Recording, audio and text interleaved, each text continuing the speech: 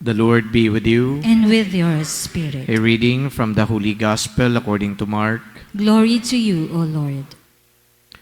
In those days, when there again was a great crowd without anything to eat, Jesus summoned the disciples and said, "My heart is moved with pity for the crowd, because they have been with me now for 3 days and have nothing to eat. If I send them away hungry to their homes, they will collapse on the way, and some of them have come a great distance."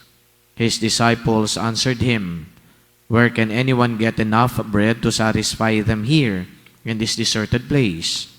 Still he asked them, "How many loaves do you have?" They replied, 7.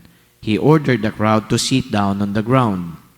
Then, taking the 7 loaves, he gave thanks, broke them, and gave them to his disciples to distribute. And they distributed them to the crowd. They also had a few fish. He said a blessing over them and ordered them distributed also. They ate and were satisfied.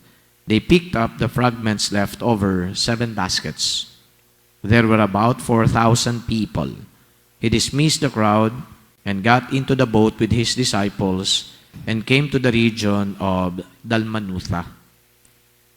The Gospel of the Lord. Praise to you, Lord Jesus Christ. Happy Valentine's Day po sa inyo na mga nandito sa shrine. And of course, ginigreet ko din yung mga nanonood sa atin ngayon sa Facebook at saka nanonood at nakikinig sa Radio Veritas.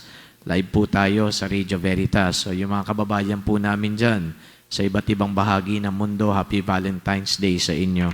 Well, not too many people are actually excited about Valentine's Day because, well, not all of us have partners.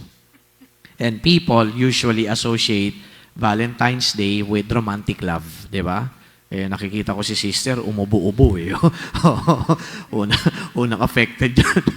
O yung madre. O, di ba? So, hindi lahat. And sometimes also, even those who have partners are not too keen on celebrating Valentine's Day.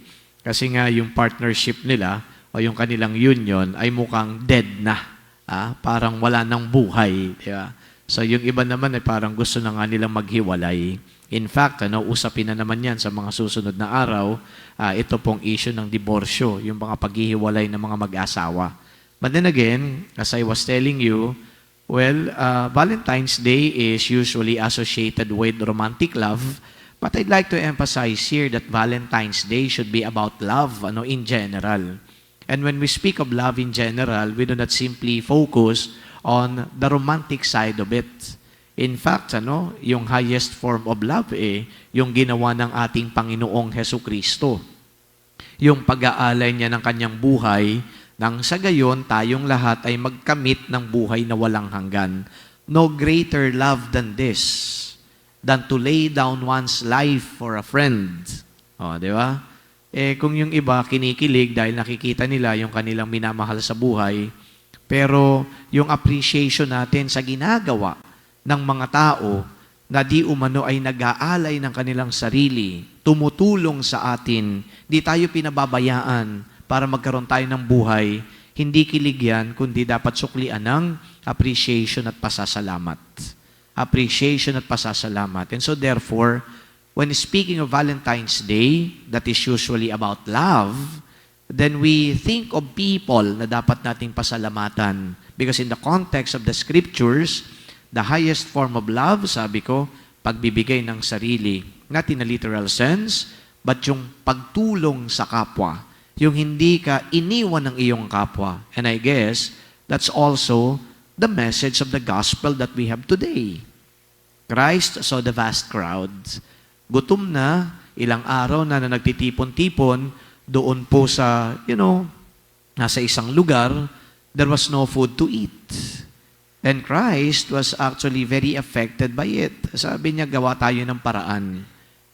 Nagduda pa nga yung isa sa kanyang mga kasama. Sabi, wala tayong makukuhang pagkain dito. And yet Christ did something out of the ordinary. Going out of His way so that He can feed the vast crowd. And then 5,000 or 4,000 of them according to the Gospel of St. Mark. Sa gospel kasi ni Matthew, 5,000. Kay Mark ay 4,000. Whatever, ando dun yung pagtulong na ginawa ng ating Panginoon.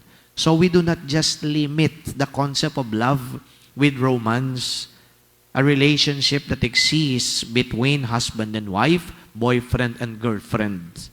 But it is love that is mirrored by the acts of Jesus. And then ang dami ng acts na ginawa ng Panginoon. Itong pagbibigay ng tulong, pagpapakain sa mga nagugutom, at yung pagpapagaling niya sa mga may sakit. These are gestures, concrete acts of love. Merong malasakit, ika nga, sa kanyang kapwa. Yun ang tunay na pagmamahal. So what do we do here in EDSA Shrine? Ngayon, ginagawa natin yung medical mission. Ano yung benefit ng medical mission?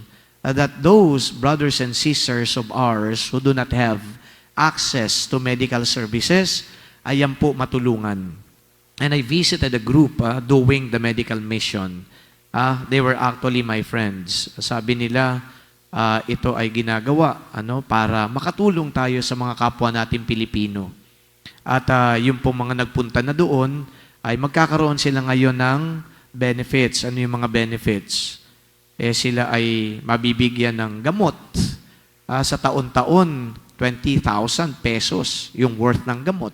Ipapadala yan dun sa address na binigay dito sa medical mission. And next week, February 21, another medical mission, the same team. Anong gagawin? Magdadala na sila ng mga kagamitan para magsagawa ng x-ray o di kaya yung sa puso o yung gagawin nila. So imagine nagdilingkod tayo sa ating kababayan. Again, I'd like to emphasize, ito kasi yung panawagan ng Diyos na ang pagmamahal, ipinapakita yan sa small acts of kindness and generosity. Hindi naman kinakailangan na puro lang tayo pagpapakilig. Hindi naman kinakailangan na yung mata natin ay talagang tumitingkad. Talagang sabi nila, pumupunga yung mata dahil nakikita natin yung taong minamahal natin. Hindi. Minsan, kahit hindi pumupunga yung mata, kahit hindi pumipintig yung puso, tumitibok na na-excite ka, yung tipong nakita natin at napakinggan sa gospel na sinabi, he was moved with pity. Yung parang nalungkot ka rin kasi nga yung kalagayan ng kapwa mo ganito at mayroon kang dapat gawin. Pagmamahal po yan. So we expanded the concept of love. Kaya dapat tayong ma-excite din kahit na wala tayong partner. Ako, I am happy even if I don't have a partner. Akala nyo lang yun. Akala nyo lang yun, happy. Okay, I am. Of course. Kasi nga, sabi natin, hindi tayo pwedeng limitahan lang ng worldly concept ng pagmamahal. Siguro, ang dapat na i-focus natin dito, hindi yung secular concept of love. It is the spiritual concept of love. Diba? Yung Christ-like na pagmamahal. And I guess there will be more satisfaction that we feel when we are able to go out of our way and help other people in need. Yan po ang, kumbaga, i-practice natin sa ating pamumuhay. But of course, yung iba naman, dahil nga ina-associate ito sa romantic love, talagang ang focus nila, yung maliit lang na bagay na yon na dapat maka-feel ka ng romance. Okay, but if romantic love is only the focus of Valentine's Day, and I guess, unjust yun. Bakit unjust? Kasi hindi po lahat meron ngang partner. Hindi po lahat ay merong crush. Hindi po lahat ay merong tinatawag nating karelasyon.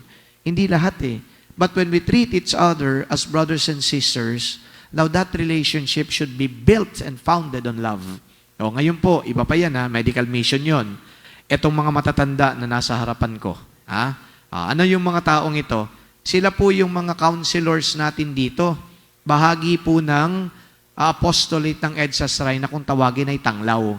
They are our counselors. And what do they do as counselors?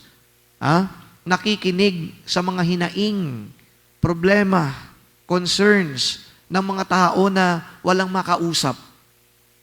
Meron akong problema, meron akong gustong maibulalas, wala akong makausap, and then look at these people in front of us. Okay? makikinig sila kahit na mahina na yung kanilang pandinig. Kahit na hindi na nila naiintindihan kung anong sinasabi niyo, at least, you have the impression that there is somebody listening to you. That is an act of love. Di ba? Isipin ninyo, yung average age ng mga ito, maaaring mga 75, if I'm not mistaken. O medyo napababa lang ng konti ni Malu eh.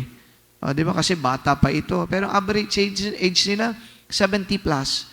So, di ba kung romantic lang yung love, naku, wala nang romance itong mga matatandang ito.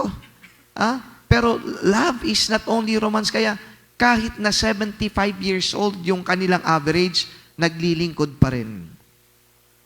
As counselors, as listeners. Pero, tingnan ninyo, merong kasabihan ito why are Cupids baby angels? Sagutin niyo yun, Why, Veritas, sorry mag-extend tayo. Why are Cupids baby angels? Di ba yung Cupido?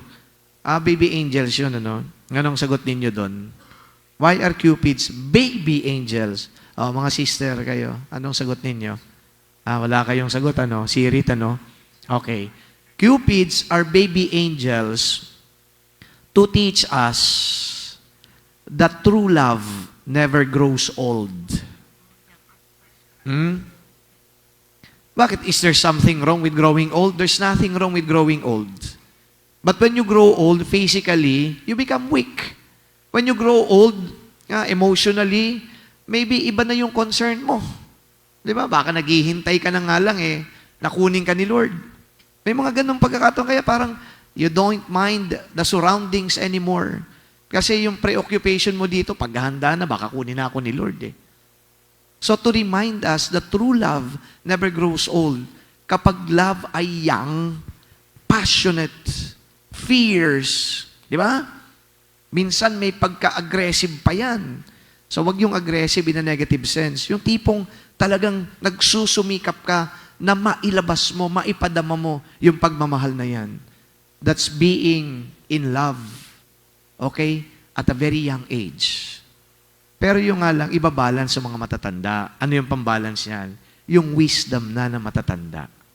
Okay? So, love is young, but the wisdom is there. And I guess that's what they have dito sa Tanglaw. Kaya pasalamatan po natin yung mga nag-medical mission ngayon at saka sila na ating mga counselors. May I ask you to please give them a round of applause as a sign of our appreciation. Mga lolo at mga lola, kayo lang ang pinapalakpakan ko dito sa EDSA Shrine. Kaya dapat matuwa kayo na kahit na po ay yung kabila na paa natin ay naghihintay na.